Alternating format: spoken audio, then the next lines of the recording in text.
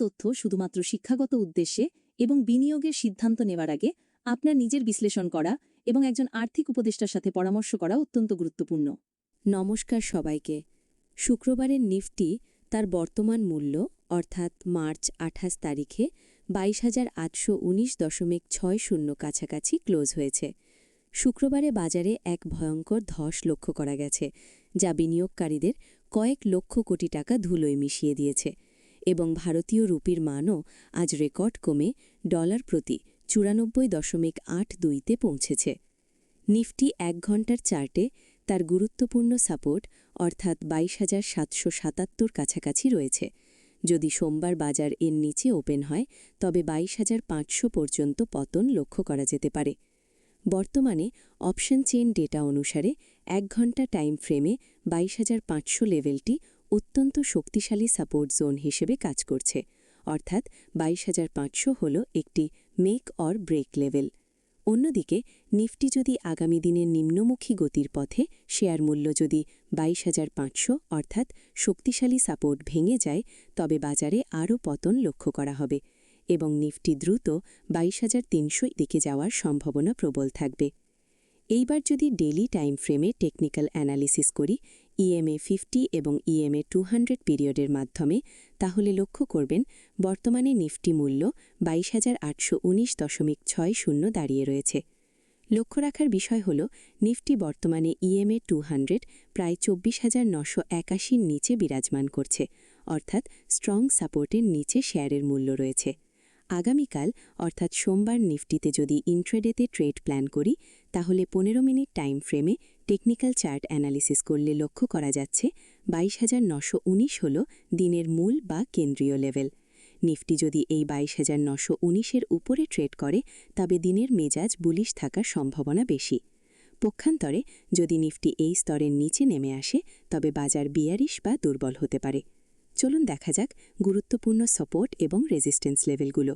যথাক্রমে প্রথমে যদি খেয়াল করি রেজিস্ট্যান্স অর্থাৎ R1 হল ২৩,১১৩।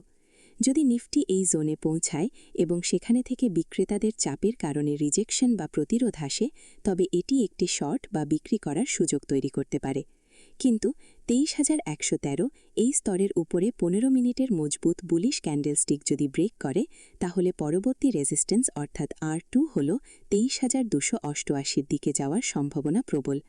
এইবার যদি সাপোর্ট অর্থাৎ S1 হল যথাক্রমে ২২,৭৭৭।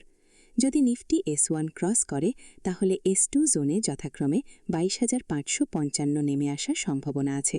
তারপর এখান থেকেও একটি বাউন্স বা রিভার্সাল আশা করা যায়। তবে যদি কোনো কারণে একদম নিচে ২২,৫৫৫ লেভেলটি ভেঙে যায় তবে বাজারে কিন্তু ডাউন ট্রেন্ড শুরু হওয়ার বা দুর্বলতা বৃদ্ধির ইঙ্গিত দেবে। আবার ৫ মিনিট টাইম ফ্রেম অনুযায়ী সোমবারের জন্য যদি নিফটি ইন্ট্রাডে ট্রেডিংয়ের পরিকল্পনা করি তাহলে লক্ষ্য করতে পারছি ২২,৮৬৬ হল দিনের মূল বা কেন্দ্রীয় লেভেল। নিফটি যদি এই ২২,৮৬৬ পিভট লেভেল উপরে খোলে এবং মেজর সাপোর্ট ২২,৯৩২ লেভেল ধরে রাখতে সফল হয় তবে লং পজিশন যাওয়ার সম্ভাবনা রয়েছে, অর্থাৎ পরবর্তী রেজিস্ট্যান্স পর্যন্ত ২৩,০৭৭ পর্যন্ত। আবার নিফটি যদি ২৩,০৭৭ রেজিস্ট্যান্স লেভেলে পৌঁছানোর পর রিজেকশন দেখায় অথবা পিভট লেভেল ২২,৮৬৬-র নিচে ব্রেক করে তবে শর্ট পজিশন নেওয়া যেতে পারে পিভট লেভেল উপরে স্টপ লস নিয়ে। নিফটি যদি ২৩,২৮৮-র উপরে অর্থাৎ মেজর রেজিস্ট্যান্স উপরের দিকে ব্রেক করে তাহলে নিফটিতে একটি বুলিশ মোমেন্টাম বজায় থাকার প্রবণতা আছে। সোমবার ইন্ট্রাডে ট্রেডারদের নিফটি ব্রেকআউটের জন্য ২৩,২৮৮ এবং ব্রেকডাউনের জন্য ২২,৯৩২ লেভেলের উপর বিশেষ নজর রাখা উচিত। শুক্রবার মার্চ ২৭ তারিখে বিদেশি প্রাতিষ্ঠানিক বিনিয়োগকারী অর্থাৎ FII এর পক্ষ থেকে ক্যাশ মার্কেটের নেট বিক্রয় বাজারে অর্থাৎ ৪,৩৬৭.৩০ কোটি টাকা, যা নেতিবাচক সংকেত নির্দেশ করছে, এবং DII এর পক্ষ থেকে ক্রমাগত নেট ক্রয় যা আভ্যন্তরীণ বাজারে আস্থা এবং শক্তিশালী সাপোর্ট দিতে সহায়তা করছে। কিন্তু শুক্রবার DII ৩,৫৬৬.১৫ কোটি টাকা নেট ক্রয় করেছে। ক্যাশ মার্কেটে শুক্রবার এফআইআই এর এই 4,300 কোটি টাকার বেশি নেট সেলিং সোমবারের শুরুতে বাজারকে চাপের মুখে রাখতে পারে। যদি সোমবার সকালে গ্লোবাল মার্কেট থেকেও নেতিবাচক সংকেত আসে, তবে নিফটি 22,500 স্তরের কাছাকাছি খোলার সম্ভাবনা রয়েছে। যদি বৈদেশিক বাজার লক্ষ্য করি, শুক্রবারের অর্থাৎ মার্চ 27 তারিখে শুক্রবার মার্কিন বাজারে বড় ধরনের পতন দেখা গেছে, যা মূলত মধ্যপ্রাচ্যে যুদ্ধের উত্তেজনা বৃদ্ধি এবং তেলের দামের অস্থিরতার কারণে ঘটেছে। ন্যাসডাক কম্পোজিট সূচকটি 2.15% বা 459 পয়েন্ট কমে 20,948.36 স্তরে বন্ধ হয়েছে, যেখানে প্রযুক্তি জায়ান্টদের শেয়ার থেকে একদিনেই প্রায় $300 বিলিয়ন বাজার মূল্য মুছে গেছে। যদিও মার্কিন প্রেসিডেন্ট ডোনাল্ড ট্রাম্প ইরানের বিদ্যুৎ কেন্দ্র ধ্বংস করার সময়সীমা আগামী 6 এপ্রিল পর্যন্ত বাড়ালেও বাজারে স্বস্তি ফেরেনি। তেলের দাম $100 উপরে থাকা মানেই ভারতে পেট্রোল, ডিজেলের দাম এবং সামগ্রিক মুদ্রাস্ফীতি বাড়ার ঝুঁকি সম্ভাবনা রয়েছে।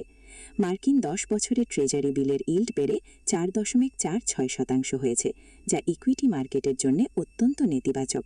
অন্যদিকে এমসিএক্স এপ্রিল ডেলিভারি সোনার ফিউচার্সের দাম 10 গ্রাম প্রতি 1,44,000 টাকার কাছাকাছি লেনদেন করছে।